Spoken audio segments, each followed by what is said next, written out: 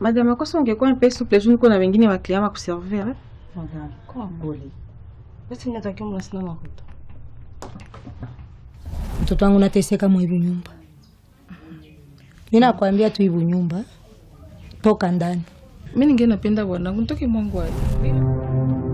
Unawaza niko mtoto? Ona kisu unaza nitosha macho mkichwa onjere au yeye wenyewe kwa mpali.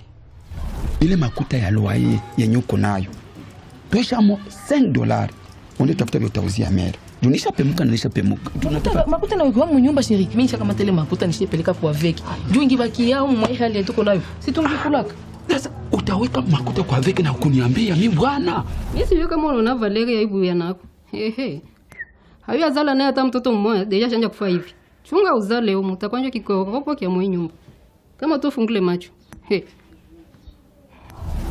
Chaque jour unatoka unaenda kule kwa restaurant. Unarudia je suis fatigué. N'est-ce pas? Unasababu kama uliolewaka. Unasababu kama uko na bwana mnapasha hudumia. Ndaitisha kikao. Wallahi sitaweza supporter.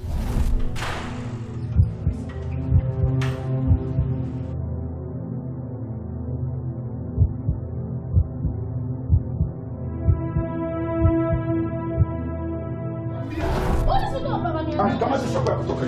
Kristo. Niambia mimi maji. Kristo na kumizia. Stop. Kwani niko hivi? Hapa ni pasa mpiga kwa. Ndio bana mke ni imbecile. Mtungia kule nje hapana.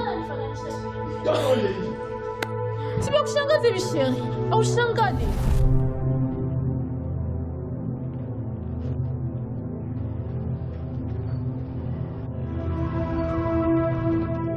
Chérie.